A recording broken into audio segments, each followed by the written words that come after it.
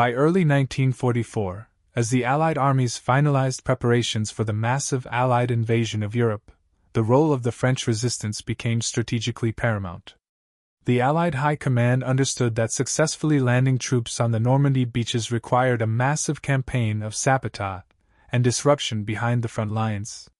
The French resistance, though fiercely motivated, was fragmented, lacked coordinated military training, and urgently needed weapons and professional leadership to effectively tie down the German Wehrmacht and prevent the rapid movement of German armored divisions towards the beaches.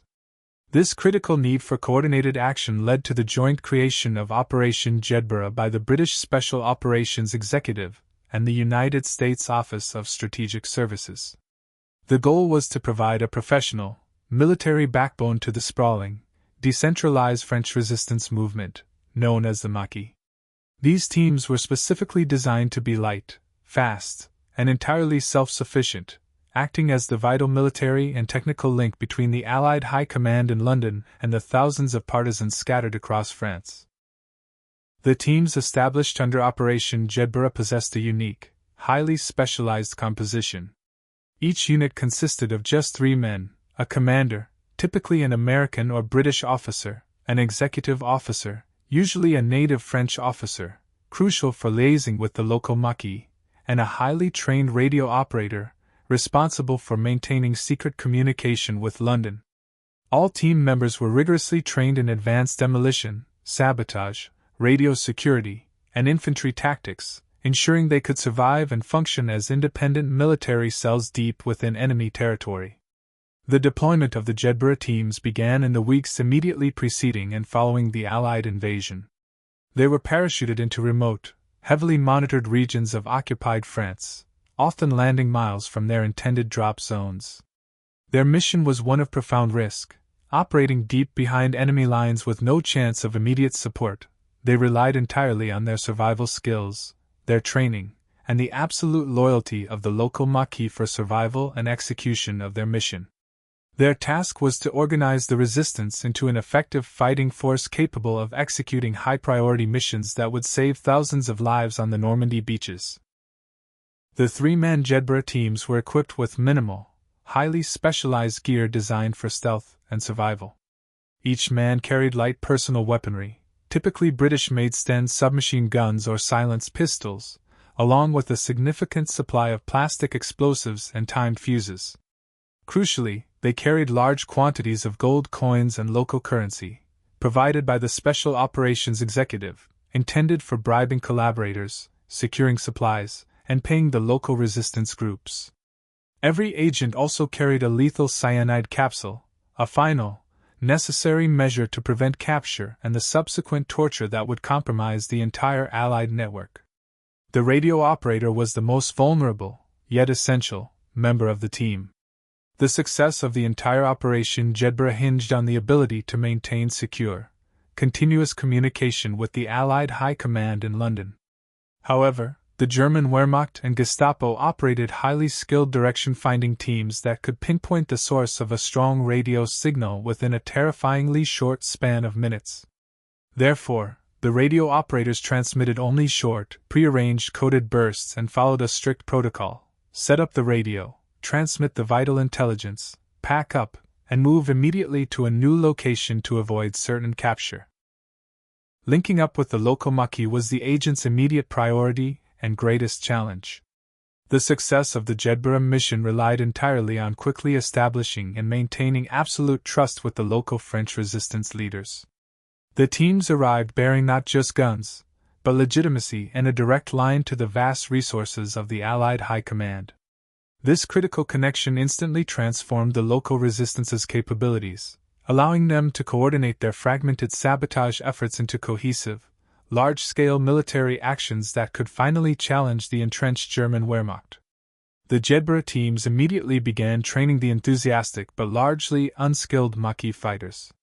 The teams instructed the partisans in essential military skills: the proper use of the newly supplied Bren guns and anti-tank weapons, precision demolition of railway lines and key infrastructure, advanced ambush tactics, and small unit coordination.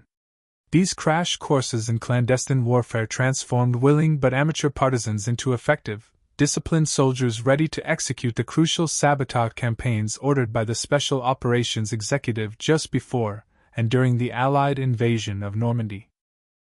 The moment the Allied invasion of Normandy began on June 6, 1944, the mission of the Jedburgh teams instantly shifted into its critical, high-priority phase.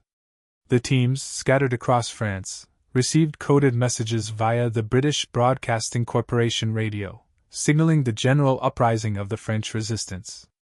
Their primary objective was now simple and vital: tie down the German Wehrmacht and cause maximum disruption to transport and communication lines, ensuring that no German armored division could possibly reach the invasion beaches to halt the fragile Allied landings.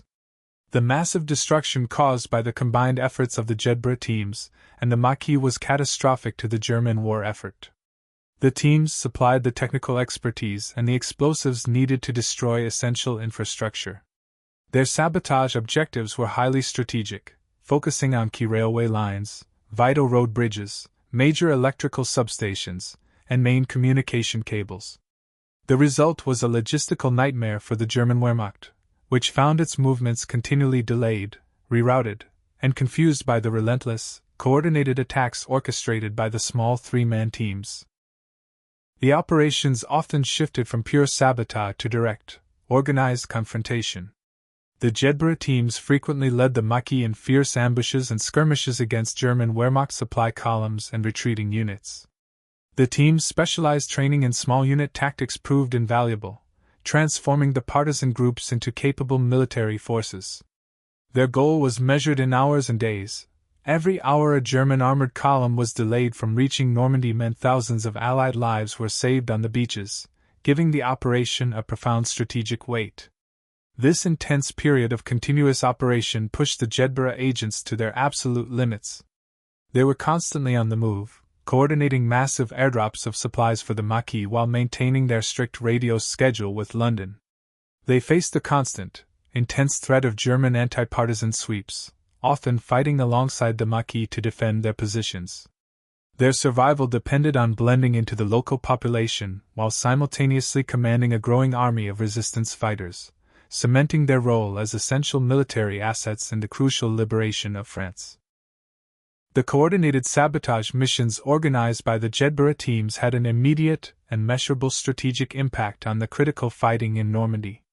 Historical analysis later confirmed that several vital German Wehrmacht armored divisions, such as the 2nd Panzer Division and the 116th Panzer Division, took days longer than anticipated to reach the Allied beachheads. This massive delay was not caused by Allied forces in Normandy, but by the persistent ambushes, destroyed railway lines, and blown bridges orchestrated by the Maquis, who were armed, trained, and directed by the three-man Jedburgh teams operating deep in the German rear. The success of the sabotage effort provoked massive and brutal German anti-partisan operations. The German Wehrmacht and Gestapo launched intense, sweeping searches specifically targeting the Maquis leadership and their clandestine radio links. The Jedburgh teams were constantly forced to be on the move, operating under extreme pressure. They often spent days moving their radio equipment across vast distances by foot, horseback, or bicycle, narrowly evading capture, knowing that if the Germans captured a working radio or cipher pad, the entire Special Operations Executive Network would be compromised. The danger faced by the radio operators was particularly acute and relentless. The German Wehrmacht deployed specialized radio direction-finding vans that could pinpoint the source of a signal within minutes of transmission. Therefore, the operators risked their lives daily, transmitting critical intelligence on German troop locations and counter-movements in short, highly coded bursts. The survival of the entire team and the secrecy of the larger mission hinged entirely on the discipline and courage of the radio operator, who was often the first person the Gestapo would capture when they stormed a supposed Maquis hideout. Beyond coordinating sabotage, the Jedburgh teams served as crucial forward air traffic controllers. The teams directed massive airdrops of supplies and, critically, called in tactical air support from Allied fighter bombers. Transmitting coordinates for stalled German convoys, isolated headquarters, and troop concentrations, the teams utilized the Allied air power as a direct force multiplier for the Maquis. This ability to call in air strikes transformed the relatively small partisan bands into a powerful threat capable of destroying heavy German armor and large military formations, decisively crippling the German Wehrmacht's ability to respond to the Allied invasion. The widespread and effective sabotage operations coordinated by the Jedburgh teams and the Maquis came at an immense, brutal cost to the French civilian population. The German Wehrmacht and Gestapo, infuriated by the persistent attacks and delays, retaliated with horrific collective punishments. Entire villages suspected of harboring Maquis fighters or aiding the Jedburgh teams were indiscriminately razed, their male inhabitants executed, and women and children deported to concentration camps. These atrocities, such as the massacre at Oradour-sur-Glane, were designed to terrorize the population into submission, aiming to sever the vital lifeline between the resistance and the local populace. Life for the Jedburgh teams and the Maquis was a constant, desperate dance with death. The capture of any team member meant not just their own torture and execution, but the potential compromise of the entire network of safe houses, supply drops, and local contacts. They relied entirely on the absolute loyalty and courage of the French villagers, who often risked their lives to provide food, shelter, and vital intelligence, knowing that even a whisper of suspicion could bring instant, brutal retribution from the German Wehrmacht or the notorious Gestapo. The physical and psychological toll on the Jedburgh agents was immense. Operating continuously behind enemy lines for weeks or months, often without adequate sleep or food, they were under constant threat of discovery. The weight of responsibility, knowing that their decisions directly impacted thousands of lives on the Normandy beaches and the fate of entire French villages, was enormous. Yet the agents pressed on, driven by their commitment to the liberation of France and the desire to minimize Allied casualties during the decisive push inland.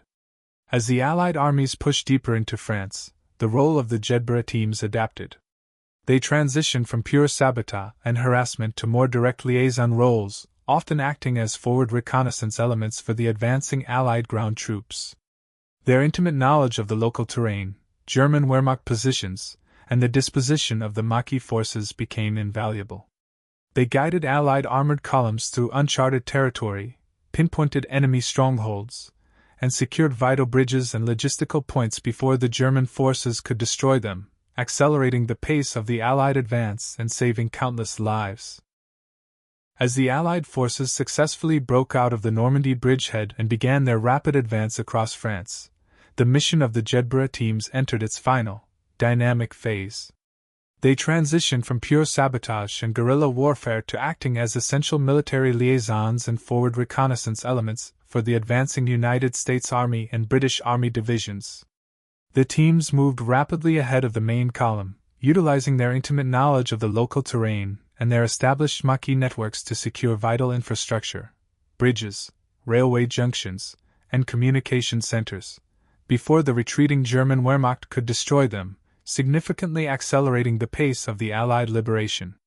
The team's mastery of radio communication became more vital than ever, facilitating the largest air supply operation of the campaign.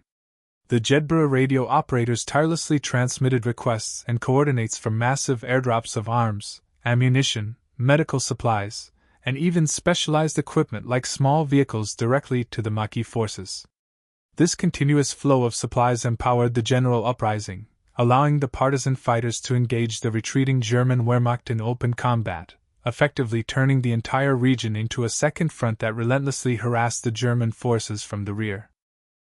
The direct military achievements orchestrated by the Jedburgh teams were immense. They coordinated the Maquis into disciplined units capable of executing successful ambushes against large, retreating German Wehrmacht convoys and holding key towns and strategic choke points.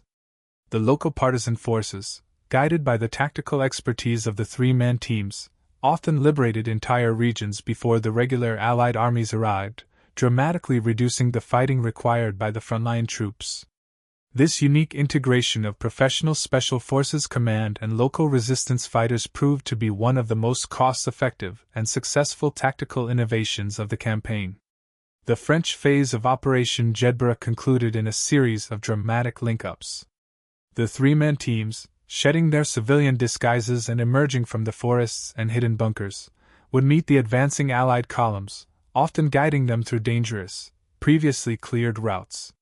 These small ceremonies symbolized the successful unification of the resistance effort with the regular military and marked the successful completion of the Corps mission in France. While many teams were quickly withdrawn, a few continued their clandestine work, moving on to similar missions in the Netherlands, Norway, and Southeast Asia, adapting their unique model of military liaison to new theaters of war. Following the successful liberation of France, the Allied High Command immediately recognized the universal value and efficiency of the three-man Jedburgh team model. The concept of using small, elite, multinational teams to liaise with and empower large indigenous resistance forces was deemed a crucial military innovation. Operation Jedburgh was subsequently expanded and adopted by the British Special Operations Executive and the United States Office of Strategic Services for deployment across other theaters of World War II, most notably into Southeast Asia and the Netherlands. The missions in Southeast Asia presented unique and immense challenges compared to the forests of France. The Jedburgh teams, often working under the operational umbrella of Allied intelligence, were parachuted into the dense, unforgiving jungle terrain of Burma and Indochina. Here, they were tasked with coordinating local resistance movements against the Japanese Imperial Army. The jungle environment required entirely new tactics, different supply drop procedures, and vastly increased training in survival and tropical medicine, demonstrating the profound adaptability of the specialized Jedburgh teams. The challenges faced in the Netherlands were different yet equally complex. The Jedburgh teams were deployed to assist the local resistance in preparing for the final battles against the withdrawing German Wehrmacht. Their mission here involved coordinating local resistance groups, securing essential infrastructure, and collecting intelligence on remaining German defenses. This theater demanded intense security and quick adaptation, as the teams had to operate in dense, urbanized areas, often negotiating complex political landscapes and facing the constant danger of capture by highly concentrated German forces. While the French mission remains the most famous, the Jedburgh teams in these other theaters were vital in the closing stages of the war. They provided crucial intelligence gathering, organized the rescue of hundreds of downed airmen, and secured local logistical supply points for the advancing Allied armies. The specialized model, combining military command, native language skills, and unbreakable radio communication, proved to be a universal force multiplier that fundamentally changed the way the Allied forces engaged resistance groups worldwide. The final weeks and months of World War II saw the gradual disbandment of the Jedburgh teams as their critical mission wound down. As Allied regular forces liberated occupied territories, the need for clandestine liaison and sabotage teams diminished. Many Jedburgh agents returned to their original military units, while others, particularly those from the United States Office of Strategic Services, transitioned into new roles that would lay the foundation for future specialized intelligence and special operations units, shaping the future of global covert warfare. The human cost of Operation Jedburgh was significant but strategically outweighed by its profound impact. While individual teams sometimes suffered heavy casualties, captured agents faced almost certain torture and execution by the Gestapo. Their sacrifice saved countless Allied lives by paralyzing the German Wehrmacht's ability to respond to the Allied invasion of Normandy. The Jedburgh teams ensured that the French resistance, though fiercely motivated, transformed into a tactically effective force capable of coordinated, large-scale disruption, accelerating the liberation of France and other occupied nations. The enduring legacy of Operation Jedburgh is multifaceted. It stands as a prime example of successful multinational cooperation in clandestine warfare, bringing together American, British, French, and other Allied personnel in highly effective, integrated units. The operational model pioneered by the Jedburgh teams, small, highly trained, self-sufficient groups linking with indigenous resistance movements, became the foundational blueprint for modern special forces operations.